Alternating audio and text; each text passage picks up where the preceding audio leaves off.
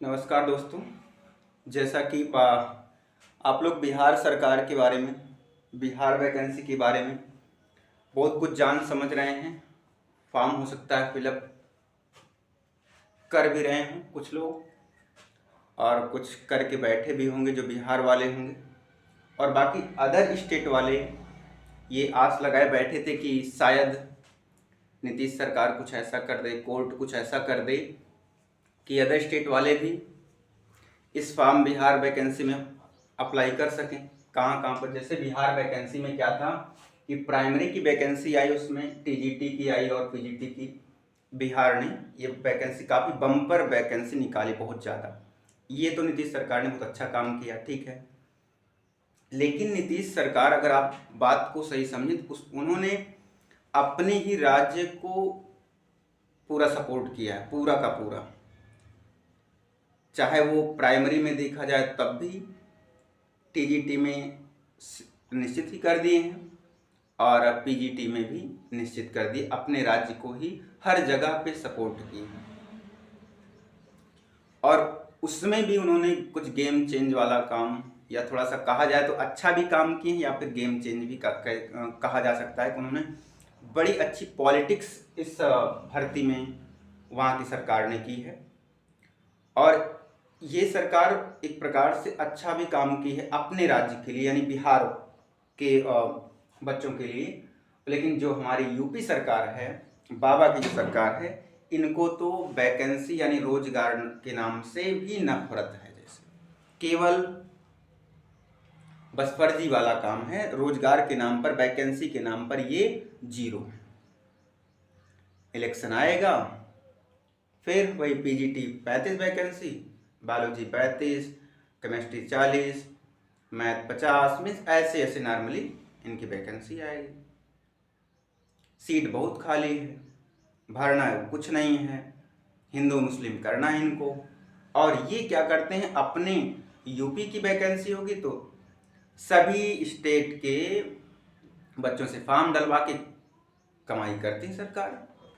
इनका काम इतना है। तो आइए देखिए, बात को समझें कि कौन लोग, जो अब नीतीश सरकार ने कहा कि उसकी कैबिनेट में बैठक हुई, बहुत सारे परिवर्तन हुए, जो वहाँ का स्थायी निवासी नहीं है उसको वो भी फॉर्म डाल सकता है। तो कैसे डाल सकता है, कौन लोग फॉर्म डाल सकते हैं, इसके बारे में देखें। क्योंकि बहुत ऐसे अभ्यर्थी होंगे जिनको पता नहीं होगा क्या कैसे करना है। फॉर्म डाल सकते हैं तो कहाँ पे डाल पाएंगे, हमारे पास क्या एलिजिबिलिटी होनी चाहिए, तो वो सब जान लें, समझ लें, तभी फॉर्म को अप्लाई करें। और ये भी एक बात अच्छे से जान लें कि हर राज्य में जैसे कि सबसे पहले अपना ही देखा जाता है, तो वहाँ पर भी सबसे पहले अपने राज्य के स्टूडेंट को ही देखा जाएगा। तब आपकी बारी आएगी। आप कितना भी सरकार का फ़ायदा वहाँ पे करवा दें फॉर्म डाल के, बस ये इतना होगा। तो आप अगर अच्छी तैयारी है, अच्छी पकड़ है, तब तो आप फॉर्म बिल्कुल डालिए और एग्ज़ाम दीजिए। आइए बात को समझते हैं। तो बिहार सरकार ने क्या किया है कि प्राइमरी और टीजीटी पीजीटी की वैकेंसी अपने राज्य के लिए निकाली है। अब उन्होंने क्या कर, रास्ता ये साफ, लोग ये कहने का रास्ता उन्होंने अदर राज्य के लिए भी साफ कर दिया है। क्या साफ कर दिए, खाक साफ कर दिए हैं। आइए दिखाते हैं आपको कैसे साफ किए हैं। देखिए, प्राइमरी में उन्होंने क्या कहा है, जो प्राइमरी की वैकेंसी है उसमें 79,943 पद हैं प्राइमरी में, यानी 1 से 5 तक वाले में, ठीक है। जब आप टीचर बनेंगे 1 से 5 तक वाले में, तो उसके लिए अब उन्होंने कहा कि आपको सीटेट होना चाहिए। सीटेट फर्स्ट पेपर पास होना चाहिए। सेंट्रल टीचर एलिजिबिलिटी जो टेस्ट है तो वो पास होना चाहिए। यानी कि आप अगर यूपी टेट प्राइमरी पास हैं तब भी आपका कोई मतलब नहीं है, आपको सीटेट पास होना चाहिए। तो ये भी ध्यान रखें, जो सीटेट नहीं पास हैं वो primary UP TET primary pass हैं, वो अगर फॉर्म, उनका कोई मतलब यहाँ पे खत्म हो गया। ये बिहार सरकार ने एक अच्छा पॉलिटिक्स, अच्छा दांव खेला है यहाँ पर। बहुत सारे ऐसे बच्चे होंगे जो सीटेट का फॉर्म ही नहीं डालते, उनको यूपी टेट पास हो जाते हैं, तो वो सीटेट होंगे, और वो सीटेट का प्राइमरी लेवल का जो एग्जाम होता है, पेपर होता है, वो पास होंगे, तब अदर स्टेट के बच्चे डाल सकते हैं फॉर्म। बाकी बी टेट यानी बिहार का टेट दिए होंगे, तो अगर कोई बाहर का दूसरे राज्य का स्टूडेंट अगर बिहार का टेट पास है, बीटेट दिया है तब वो वहाँ का तो फॉर्म डाल ही सकता है, ठीक है।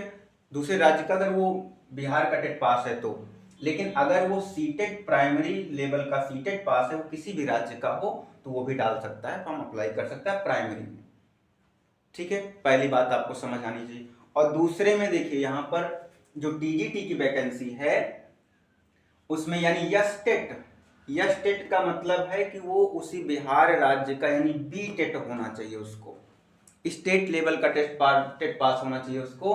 वो बिहार का जो है बिहार लेवल का टेस्ट, वो भी कौन सा, प्राइमरी।